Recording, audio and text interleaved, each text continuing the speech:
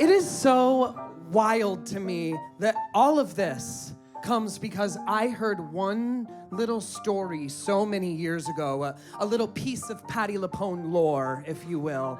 And if you aren't familiar with Patti LuPone lore, I'll give you a little rundown of it. So, mom and dad, Corky's mom, she was originally approached by the Into the Woods team when they were looking to bring Into the Woods to Broadway originally. And they wanted to see her for The Witch. But Patti LuPone was not necessarily keen on being seen as a witch, rightfully so. And so she asked to be seen for Cinderella instead.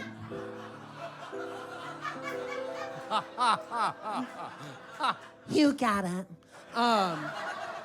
And so I'm so happy to have companions in this because that idea literally never left me. Because like the what if of it all. And so literally I could not stop fucking thinking about this. And one day I just like happened to get into the shower. And I don't know why, but I just started thinking to myself,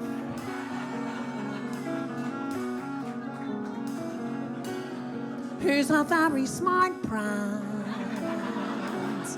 it was that first phrase right there that really got me thinking. I mean, prance. He's a prince who prepares, knowing this time I'd run from him. He spread pitch on the stairs. I was caught unawares, and I thought, well, who cares? I mean, there are just so many good dynamics for Patti LuPone in this song. I mean, so many vowels and consonants or lack thereof. Not to mention patter. this is more than just my lies. Better stop and take stock while you're standing here stuck on the steps of the palace. That was the word, palace, right there that got my brain thinking. I started to calibrate all of the dynamics in Patti in this song, starting with that head voice.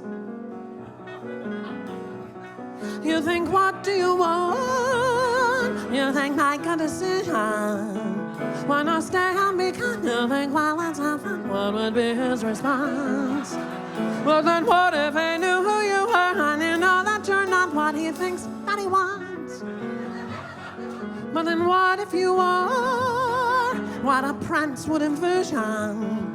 Although how can you know who you are till you know what you want, what you don't? So then which do you pick? Where you're safe out of sight on yourself, or where everything's wrong? Or where everything's right and you know that you'll never belong? Well, whichever you pick, do it quick, 'cause you're starting to stack to the steps of the palace. Now, at this point, I was kind of like, am I onto something?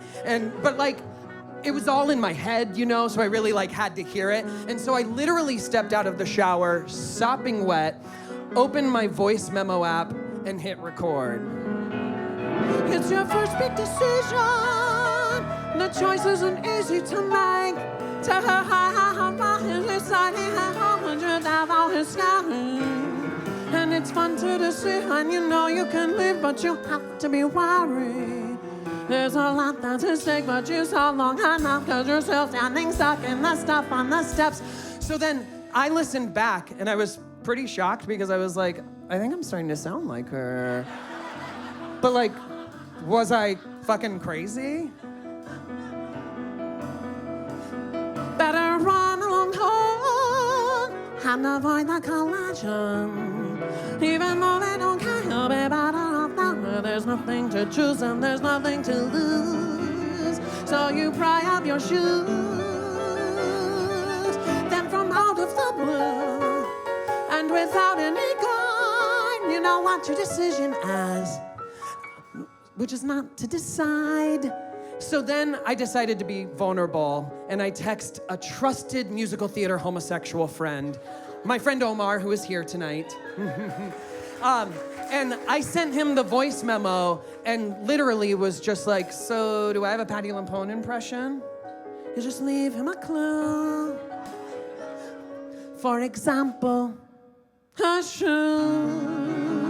And then see what he'll do. Now it's he and not you who is stuck with a shoe in a stew, in the queue.